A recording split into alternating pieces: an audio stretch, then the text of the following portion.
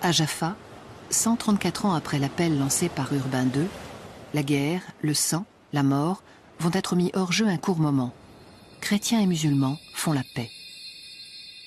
Ils signent un traité unique dans l'histoire des relations entre la chrétienté et l'islam. Les artisans en sont Frédéric II de Hohenstaufen, empereur du Saint-Empire romain germanique et roi de Sicile, et Malik al-Kamil, sultan du Caire. L'empereur et le sultan ont signé un accord de cesser le combat. La date est arrêtée et la paix obtenue. On le voit, cet accord n'est mentionné que d'une manière laconique par les chroniqueurs musulmans. Comme s'il pressentait sa fragilité, comme si l'évoquer risquait d'en compromettre l'existence.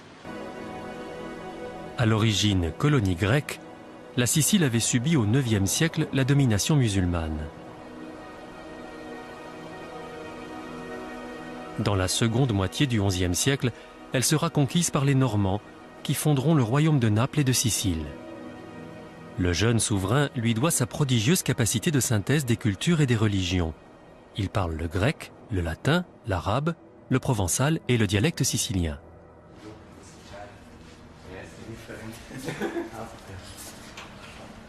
Malgré le contexte d'affrontement entre chrétiens et musulmans, la civilisation arabe imprégnait fortement la vie quotidienne de la Sicile du XIIe siècle.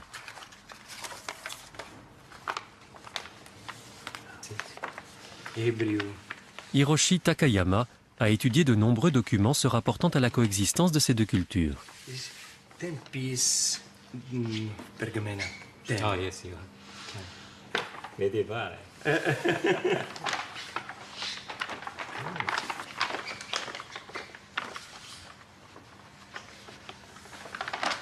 Ce registre du cadastre recense les noms des propriétaires terriens du royaume de Sicile. Les patronymes sont écrits non seulement en grec, mais aussi en arabe.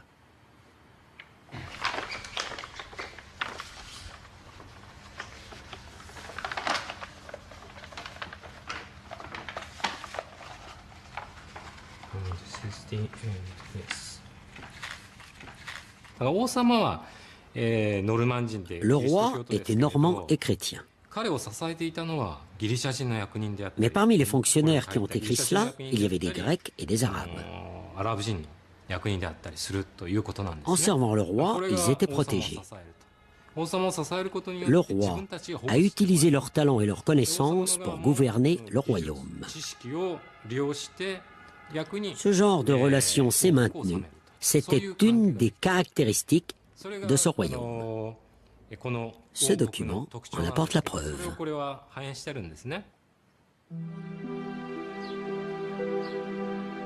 Aux grandes dames du Vatican, Frédéric vivait comme un sultan dans son palais de Lucera, une ville du royaume transformée en ville musulmane avec toutes ses traditions.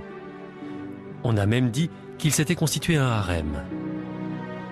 Avec lui naît un style fastueux et raffiné tel que l'Occident n'en avait pas connu depuis la fin de l'Empire romain. Esprit curieux, il s'était intéressé très jeune à la philosophie musulmane. Son ouverture d'esprit faisait de lui un homme de la Renaissance avant l'heure. Il s'intéressait à tout, poésie, médecine, pharmacologie, chirurgie, mathématiques. Il disait ambitionner de faire voir les choses qui sont comme elles sont. S'interrogeait sur tout, créait des écoles, construisait des châteaux. Ce n'est pas par hasard s'il est représenté, entouré de sa cour, un livre dans les mains.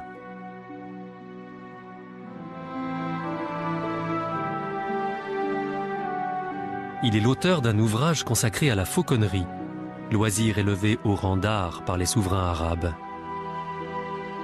Outre des sources arabes, il a puisé dans sa propre expérience pour rédiger cet ouvrage. Son art de vivre faisait vraiment de lui un souverain singulier dans l'Occident chrétien du XIIIe siècle. Par sa double culture, il était plus que tout autre apte à comprendre et à apprécier l'âme musulmane.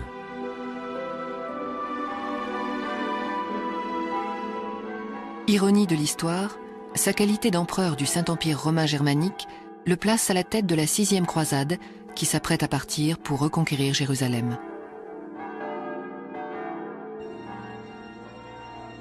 C'est sans enthousiasme qu'il fait le serment de reprendre la ville sainte aux musulmans.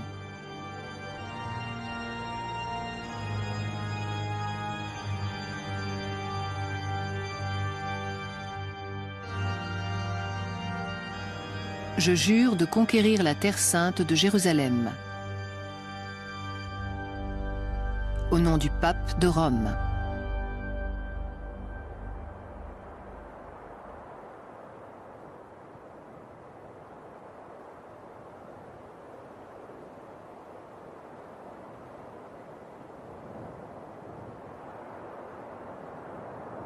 Face au Saint-Empire romain germanique, se dresse l'Empire musulman divisé entre 3 frères héritiers de Saladin. Celui que doit affronter Frédéric est Malik al-Kamil, un philosophe et un lettré, sultan du Caire, dont dépendent les lieux saints. Au moment où Frédéric promet de les reconquérir, al-Kamil propose de les restituer aux chrétiens à condition que l'empereur s'allie à lui pour combattre son propre frère, sultan de Damas. Frédéric accepte le marché. Sur ces entrefaites, le frère ennemi d'al-Kamil meurt. Désormais, ce dernier n'a plus besoin de l'aide de Frédéric II. Entre le respect de sa parole et sa responsabilité de gardien des lieux saints musulmans, il hésite.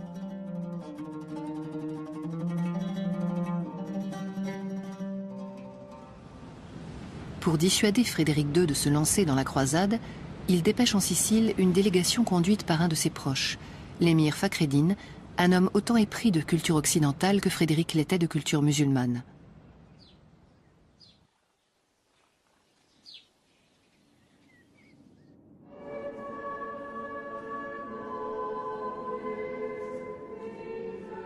L'accueil de Frédéric est chaleureux. Il promène les envoyés du sultan et les invite à visiter la cathédrale de Palerme.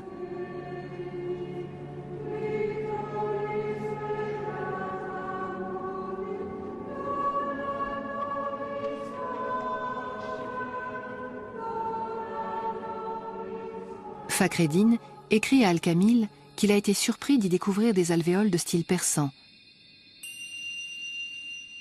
que l'empereur porte une cape ornée d'un motif figurant des chameaux et des caractères arabes brodés.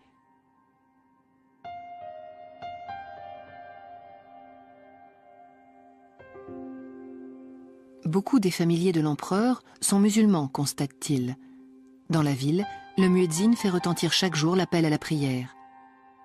Il y a 300 mosquées dans Palerme et beaucoup d'Arabes paraissent vivre ici en toute quiétude. Fakhreddin conclut: tout ce qu'on dit sur Frédéric II est vrai. Ces rapports inspirent une telle confiance à al-Kamil qu'il décide d'écrire personnellement à Frédéric II. C'est le début d'une longue correspondance. Dans cette correspondance, ils évoquent la course des étoiles, la logique d'Aristote, la circulation du sang, l'application de l'algèbre à la géométrie, l'immortalité de l'âme. Chacun cherche à surpasser l'autre en sagesse et en savoir et évite subtilement d'aborder les sujets qui opposent. Ils s'offrent mutuellement des cadeaux. Al-Kamil, cet instrument d'observation astronomique. Un palais au Caire, un éléphant, des dromadaires, des singes. Frédéric, son cheval et ses harnais d'or. Petit à petit, leur relation s'empreint d'amitié, de complicité et de respect.